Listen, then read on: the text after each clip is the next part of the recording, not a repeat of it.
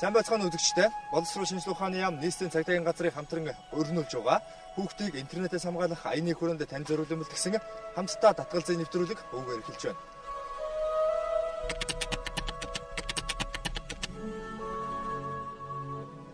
Интернет гэж ер нь юу юм бэ? 21-р зуунд амьдарч байгаа бид өөрсдөө интернетгүйгээр төсөөлхийн аргагүй. Бид интернетээр дамжуулан өдөр тутмын галт тэрэг унааны цагийн хуваар болоод цаг агаар зурхай гэх мэт бүхэл мэдээлэлээ Facebook, Twitter зэрэг харилцааны сайтуудад дамжуулан авах боломжтой болоод байгаа юм. Ингээл бол зөвхөн нэг компьютер гэлтгүй гар утас байхад хангалттай. Интернетийн зах хязгааргүй ертөнцөөр аялж өгнө.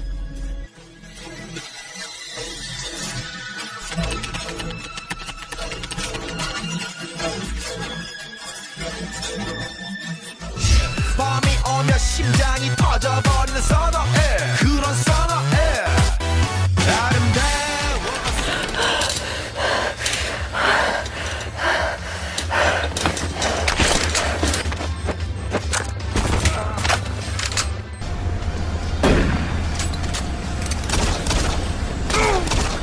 Conduct me where you will.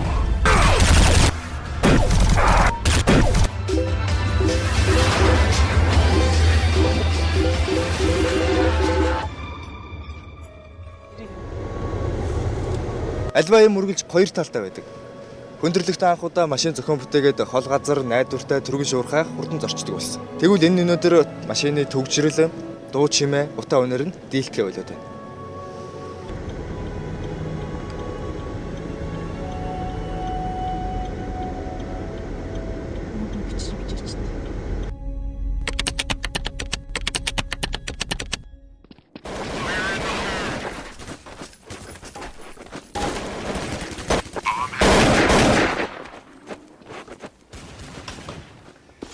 Интернет ч гэсэн сайнны хажуугаар саараа нэгтэй. Таны хүүхэд өрөөнөөсөж гарахгүй компьютер шагаагаад сууж байгаа нь танд нэгэн бодлын амар санагдж байж магадгүй. Таны хүүхэд гадуур гарахгүй хэнийгний нөлөөнд давтаж гэмтэрэгт уруу татагдахгүй. Гэхдээ садар самун үйл явдлаас хол хөндий байна гэж та бодож болохгүй. Учир нь махан биений энд веб сэтгэл санаанд хаана байгааг таахын аргагүй.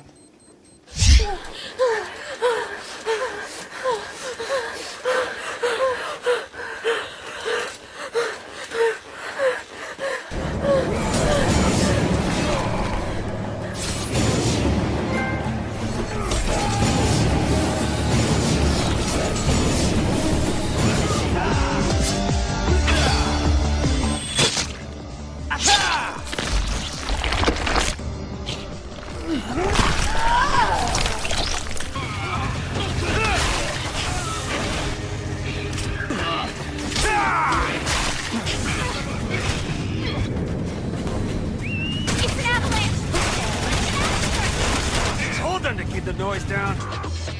Bang. Like, hey dude, grab a leg. Make a wish. Wow, she's actually still alive.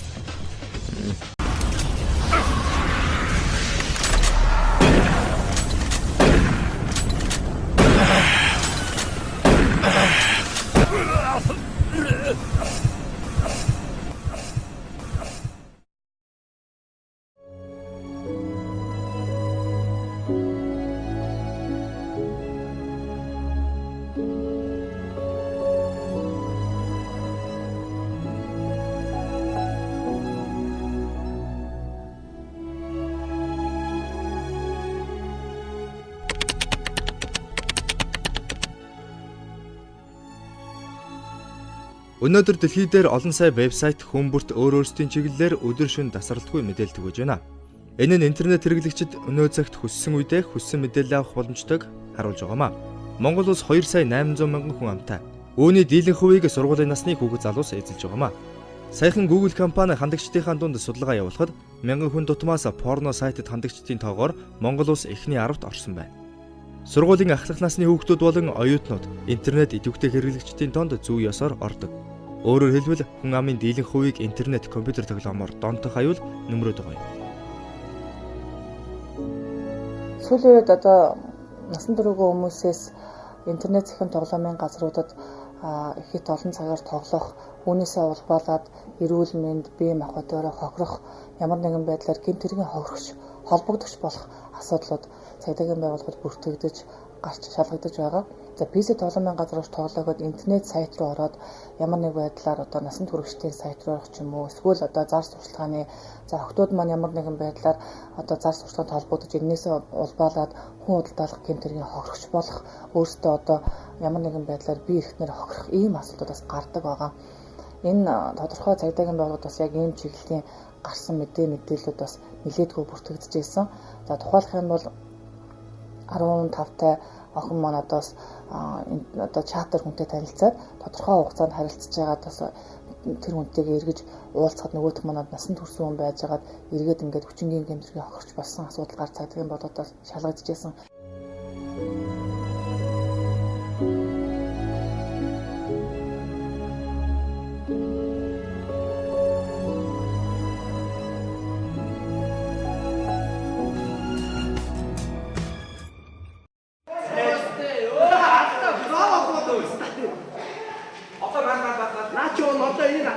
Өнгөрч буй 2012 онд 3 хүн интернетээр дамжуулан бусдын гэмт үйлдэлийн хохирогчулан үлдсэн байна.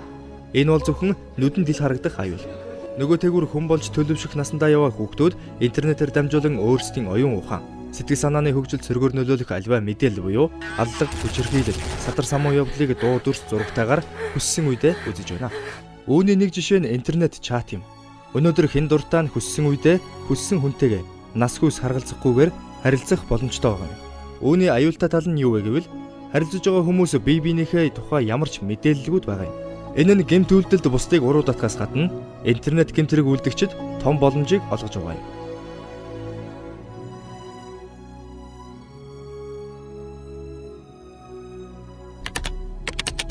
Хүүхдийг интернетийн аюулаас хэрхэн хамгаалах вэ? Зарим гадаадын улс орнд бол интернет захин тоглоомын газрууд бол насны хязгаарыг тогтоож өгөөд одоо хэдээс хэдэн цагийн хооронд одоо хүүхдүүд маань тоглох уу, эндээ ямар хяналттай явах вэ, бичиг баримтыг яаж үзүүлж харуулдаг байх вэ гэдэг юм уу тийм асуудлууд байдаг бол манад өнөөдрийн хувьд бол яг одоо интернет захин тоглоомын газрын үйл ажиллагаа эрхэлж байгаа хүмүүсийн хувьд бол зөвшөөрөл гэдэг юм одоохонд бол байхгүй байгаа. За ингээд зөвшөөрөл олгохоо болсонтой холбогдвол захин тоглоомын газрууд маш ихээр нэмэгдсэн. За ингээд нэмэгдэхээ хэрэгээр энэ дээр нас тодорхой төрлийн гэмтэргүүд гарах одоо сөрөг дагаврууд бий болсон. Хүн болгоны сайн мэдгээр одоо 2011 онд Сүхбаатар дүүрэгт хүртэл захин тоглоомын газар 2 залуу одоо би амь насаа одоо хохироос юм одоо гашуун гэмтэр гарч ирсэн юм тохиолдол бас байдаг. За үүнтэй холбогдуулж бас захин тоглоомын газарт насан туршаагүй хүмүүсийг бас хит их тоглосноос болоод сэтгцэн үед бас одоо нөлөөлж эрүүл мэндээр хохирч байна гэдэг асуудлаас гарсан.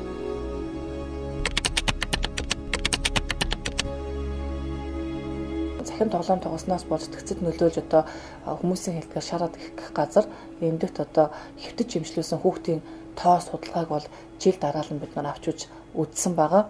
Энэ дээр бол жилд бол дунджаар 20-30 орчим хүүхд бол тухайн байгууллагаар үйлчлүүлсэн гэсэн тийм тоо баримт байсан.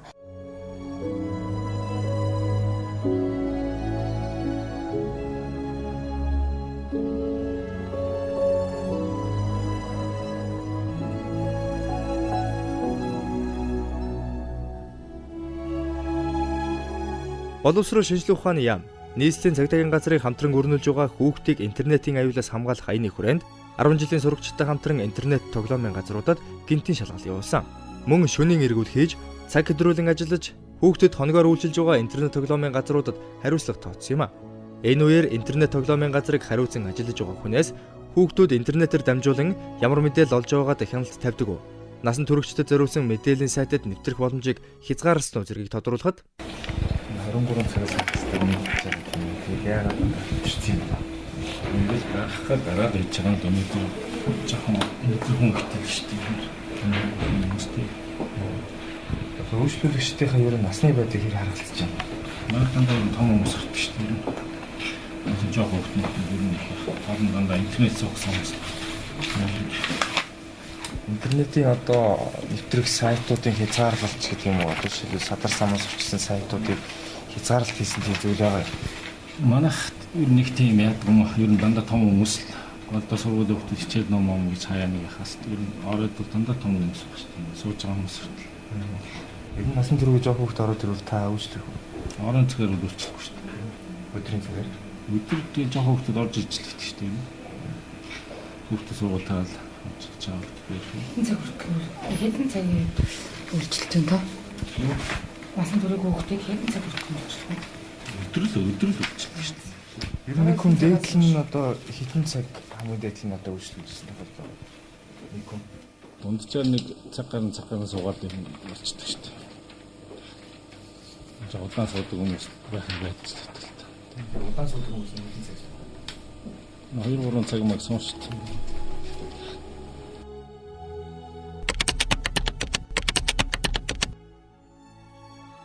Интернетийн орчин зохистой хэрэглээ гэд ярихлаар үндсэн алтан дүрм гэж байдаг. Алтан 3 дүрм гэж байгаа.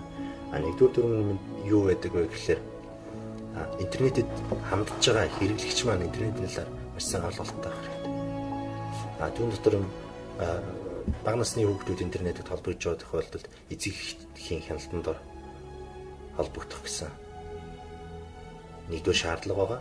Хоёрдугаар алтан дүрмийн хоёрдугаар шаардлага нь юу вэ гэхээр интернетийн чиглэлээр үйл ажиллагаа эрхлэгч байгууллагууд буюу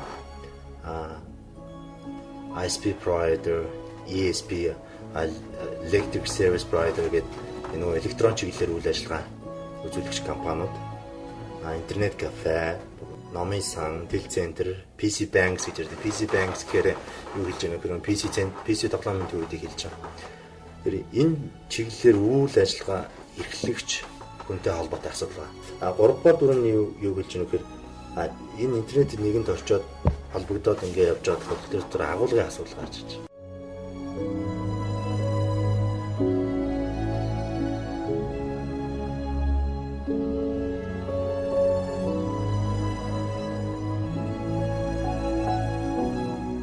За сүүлийн үед бол мэдээлэл харилцаа технологийн одоо хөгжил бол асар хурдтайгаар бол явагдаж байгаа.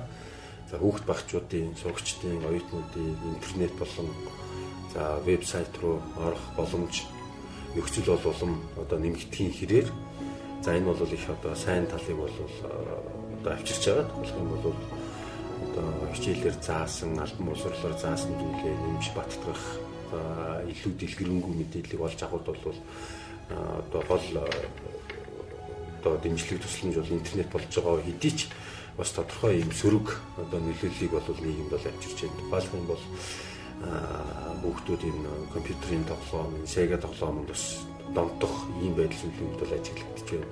За энээсээ болоод бас сэтгэл санааны тодорхой сэтгэл санаанд тодорхой өөрчлөлт орох, сэтгцийн юм өвчтөй болох ийм байдал бий болж байна. За энэ нь одоо гэр бүл нийгмийн харилцаа анги хамт олонныхны харилцаанд өсвөргөөр нөлөөлөх ийм байдлууд бол ажиглагдаж байна. За мөн одоо интернет дээр бол одоо садар самууныг сурталчилсан маш олон тооны сайтууд бол ямар нэгэн хамгаалтгүйгээр одоо оршин байж идэг. За ийшээ хандж байгаа хүүхэд багчуудын тоо бас нэлээдгүй байна. Тийм учраас бид бол хүүхдийг зөвхөн боловсрол биш хүмүүжлийн хувьд нь зөв төлөвшүүлэх үүднээс энэ олон талын мэдээллийг бол зөв зохистойгоор нас сэтгүүн онцлогтод тохирсон одоо ийм мэдээллийг бол хүүхдүүдэд одоо олох зүйтэй маа гэж үзэж байгаа. Тэгэхээр энэ хүрээнд бол бид нэр бас Монголын нийгэм бас анхаарал хандуулах, төр засгийн бас анхаарал хандуулж тодорхой арга хэмжээ авах юм зайлшгүй шаардлага байна. Тухайлбал юм бол дэлхийд 4.5 сая одоо садар самууны бууц байдаг. За Америк нэгдсэн улсад ихт одоо нийт хүүхдийн 96% нь бол интернетэд ордог гэсэн одоо ийм мэдээлэл. За мөн нийт хүүхдүүдийн 21% нь интернетээс одоо харсан гаж зүйлсээ одоо хүнд хилдэггүй одоо нууцлдаг ийм одоо судалгаа асгалсан байна. За гэх мэтлээ ингээд одоо хүүхдүүд бас интернетэд бол орох зүй зохисгүй одоо ийм сайт болон мэдээлэл олж авах боломж бол одоо улам бүр нэмэгдэж байна.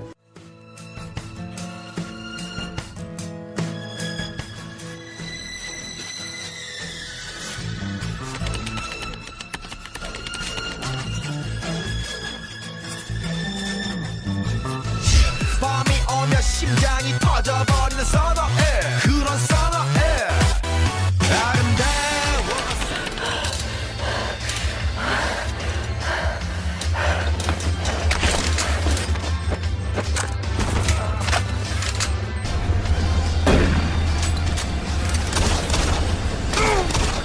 Conduct me where you will.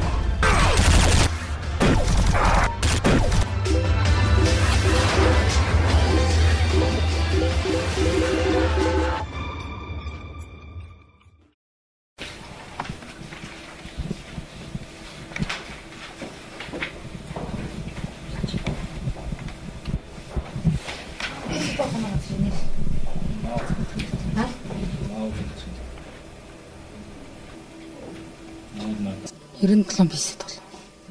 Ер нь тогтмол юм шалгалтууд тэгээд Байнга хэсгийн байцаагчтай. Нэг хүүхдийн байцаагч өдөр болгон яваад байхгүй шүү дээ. Бид нэр зөрчил заагдсан тийм үү. Манай дөрвөн байцаагч байхаас одоо алх хоёр хоёулаа ажиллаж байгаа учраас тэр бол зөрчилтэй газруудаа байнга хэсгийн байцаагч нь өдөр болгон ээлжилж ажилладаг манай дөрөв. Тэгээд зөрчил заагдсан тохиолдолд маргааш нь бид нэр тухайд арга хэмжээ авч материалж байна. Одоо энэ тохиолдолд цаг хэтрүүлсэн тохиолдолд ямар арга хэмжээ авах? Хуулийн дагуу торгуулийн арга хэмжээ авна. Цаг хэтрүүлсэн тохиолдолд 42-ээр 50,000 төгрөгөөр торгодог. Нэг удаа торгоо. Яг энэ хүү одоо байдал нь зөрчлийн давтагдсан тохиолдол. Энэ нөгөө 105 соёлын төлбөр төлцтэй гэж өрөм тий. Тэр одоо зөвхөн цагдаагийн байгууллага юу цагийн хуваар хэтрүүл ажиллахад л хяналт тавьж байгаа. Тэгээ хуучин бол тий зөвхөн баримт төчиг мэт шаардлагатай байдаг гэсэн тэднийг бол зөвхөн цагийн хуваар хяналт тавьж байгаа бид нар цагийн хуваар хэтрүүлж ажилласан.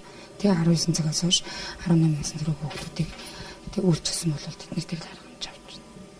Насны дөрөв хүүхдүүдийг одоо энэ интернетийн хорт аюул хөнөөлөөс өчсөн сэргийлэхийн тулд цагдаагийн байгууллагаас яг ямар арга хэмжээ авах юм бэ? Ерөнхий боловсролын сургуулиудаар бол одоо тодорхой төрлийн гэмт хэрэг болон одоо компьютер тоглоом донтохоос урьдчилан сэргийлэх тий ард тамиг мансууруулах байдас болон газ тий бүх л төрлийн урьдчилан сэргийлэх чиглэлээр бол яриа таниулгыг бол тий насныхан онцлог тохируулан бол хийж байна. Хариуцсан сургуулиуд.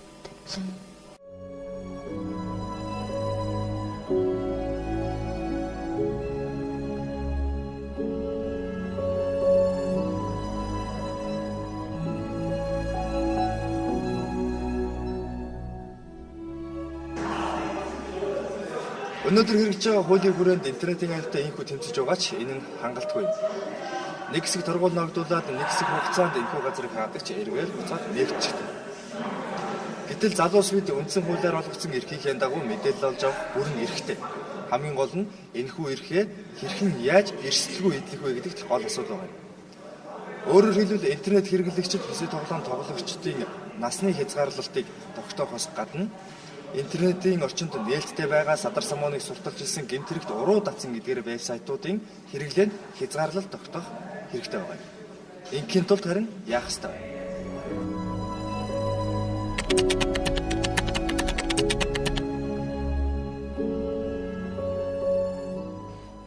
За үүнтэй холбогдуулж ер нь бол цагдаагийн байгууллагын зүгээс тодорхой нэгдсэн болон хэсэгдсэн арга хэмжээүүдээр зохион байгуулан ажилтдаг байгаа. Яагаад заавал интернет цахим тоглоом гэж онцолж үзэж байгаа гэхээр интернетийн хувьд бол зарим нэг хүмүүсд бол гэртээ одоо айл болгон гэр орондоо компьютертэй байж байгаа хүмүүс маань одоо гэртээ интернет холбуулж байгаа. Эцэг эхчүүд маань өнөөдөр ажилдаа яваад өгдөг, хүүхдүүд маань гэртээ ганцаараа үлддэг.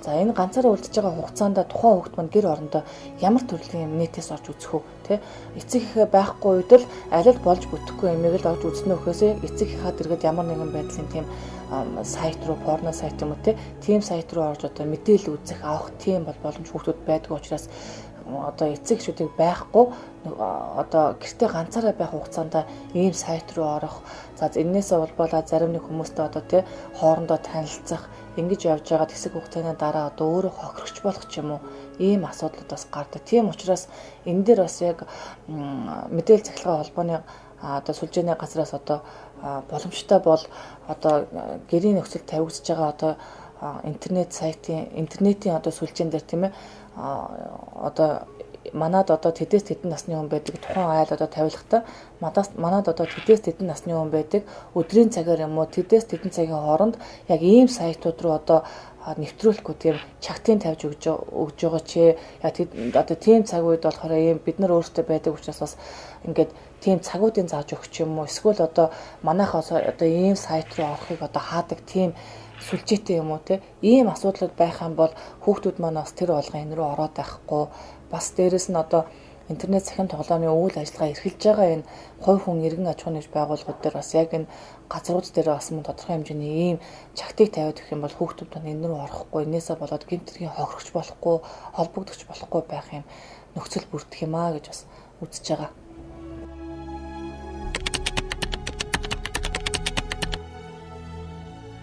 Энэ бол техник технологийн хувьд бол тодорхой жишээ дурдаад ярихад хятад улс бол тодорхой хэмжээний тийм порно, sexual агуулга бүхий вебсайтуудыг бол орхийг хориглоод үндсэн зам дээр нь хаагаад өгсөн байж идэг.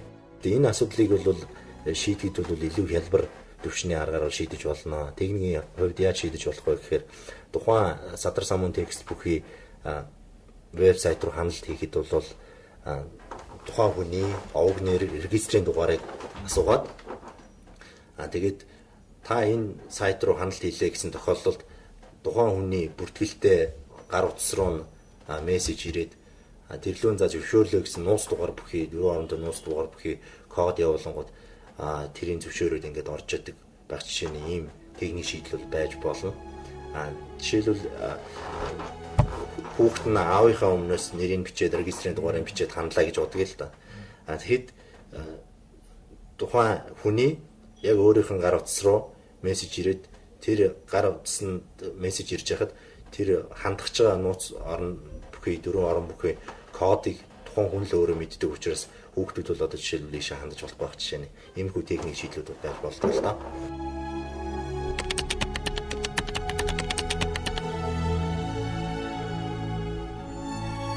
Бид энэ үйл ажиллагааг бол цаашдаа зүй зохистой болох үүднээс тодорхой бодлого чиглэл гаргаж за бид одоо цагдаагийн байгууллагуудтайгаа энэ аяны хүрээнд бас хамтран ажилласан. За мөн одоо мэдээлэл харилцаа шууд харилцаа технологийн одоо газартаа бас хамтран ажиллаж хүүхдүүдэд ер нь интернетийн хор хүнэл энэ талаар зөв ойлголт өгч за мөн түүний хэрхэн зүй зохистой хэрэглэх юм бэ гэдэг ийм мэдээллийг бол бас мэдлэгийг хүүхдүүдэд олгох. За нийгмийн анхаарлыг бас энэ зөвхт нь одоо зүй зохистой хандуулах чиглэлээр бол энэ ажлыг бол зохион байгуулж байна.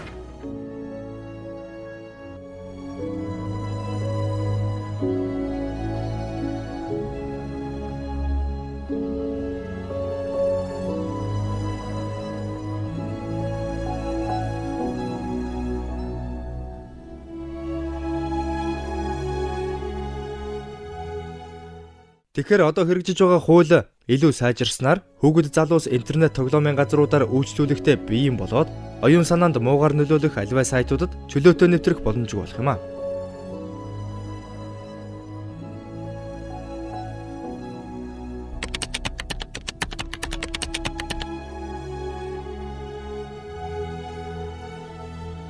Тэгэхээр дээрх байдлаар хүүхдийг интернетийн аюулаас хамгаалах бүрэн боломжтой байна. Гэхдээ энэхүү ажил нь зөвхөн боловсрол шинжилгээ ухааны яам, нийслэлийн цагдаагийн газар, мэдээлэл технологи харилцаа холбооны зохицуулах хорооны хийх ажил биш. Энэ бол нийтийн нийслэл, аймаг, сум дүүрэг, баг хорооны эргэн таны мөн хүүхэд залуус бидний өөрсдийн оролцоотойгоор биелэлээ олох ажил юм. Хүмүүсээ интернетийн зохисгүй хэрэглэнээс хамтдаа татгалзъя.